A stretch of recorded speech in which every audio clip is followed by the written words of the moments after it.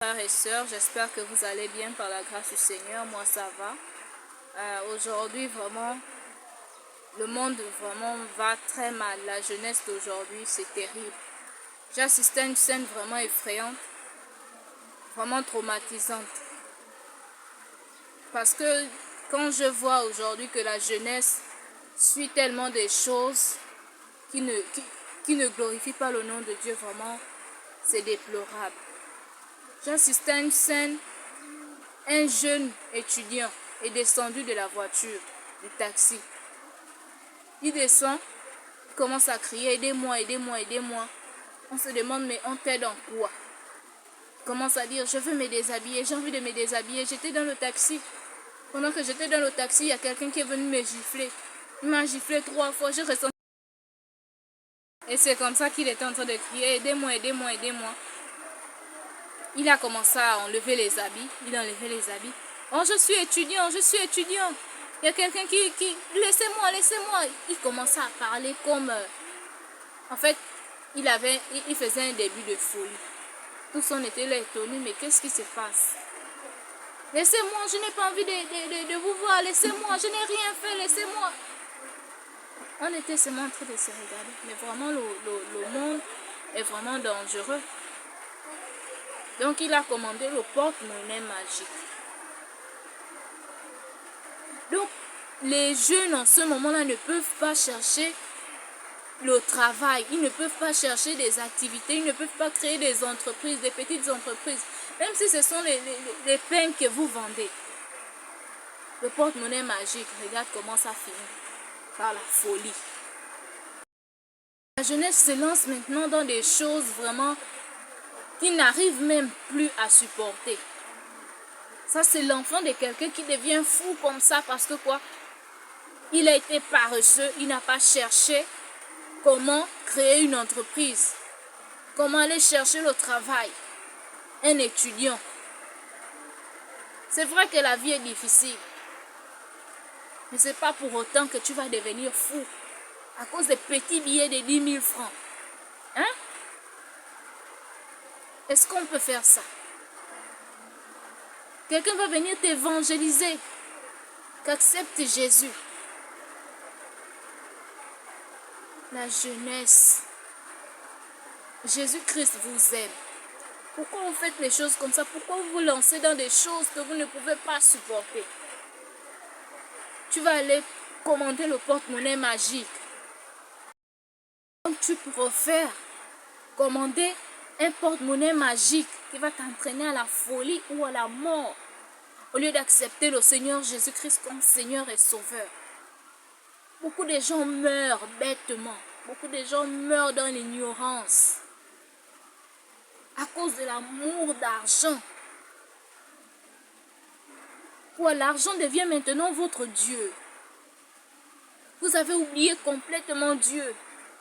Vous pensez que vous êtes éternel sur cette terre-là. Vous voulez courir plus vite que les gens. Si on ne te voit pas avec les grands pantalons, si on ne te voit pas avec les grands téléphones, tu n'es pas quelqu'un. Mais qui t'a dit que Jésus ne donne pas ça aussi? Je ne t'ai pas demandé de venir à Jésus à cause de l'argent ou à cause de quoi que ce soit. Mais donne d'abord ta vie pour le salut de ton âme, mon frère. Regardez comment l'autre est devenu fou comme ça. Un étudiant. Je ne sais pas s'il était déjà en master, s'il était en licence 3, je ne sais même pas. Il a gâché sa vie comme ça à cause de l'amour d'argent. Tu as bien commencé, termine bien, mon frère. L'argent là, l'argent sale amène dans le tombeau. Tu finiras mal à cause de l'argent sale. Commence ta vie avec le Seigneur Jésus. Gagne ton argent avec Jésus. Hein, mon frère? Pourquoi tu fais ça? Quelqu'un qui est mort pour toi. Tu ne veux même pas. Tu ne veux pas l'accepter. Il s'est sacrifié à la croix pour toi. Tout ça là pour toi. Il a quitté son confort pour toi. Mais tu joues aux incrédules. Tu préfères aller chercher l'argent facile. Hein, mon frère? Faut qu'on se dise un peu les vérités. Les 10 000. Ça t'a déjà amené à quoi? Ça t'a donné quel bonheur? Après avoir acheté un téléphone qu'on va te voler le lendemain. Tu ne veux pas entendre parler de Jésus. Pour toi, ce n'est pas ton problème. Pour toi, Jésus n'est rien.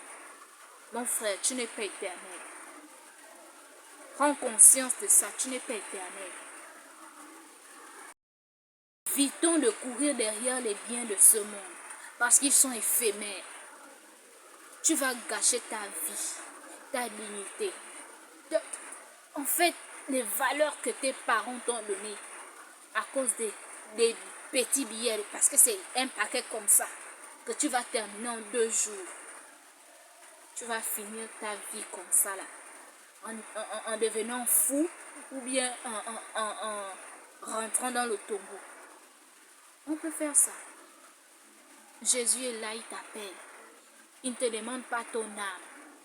Il ne te demande pas de te déshabiller. Il te dit juste accepte-moi comme Seigneur et Sauveur personnel. Vis une vie de sanctification. Le Saint-Esprit peut t'aider à vivre une vie de sanctification. Marche selon sa volonté. Ça, ce n'est pas ton problème. Ton problème, c'est aller chercher 10 000 pour devenir fou. Ou bien...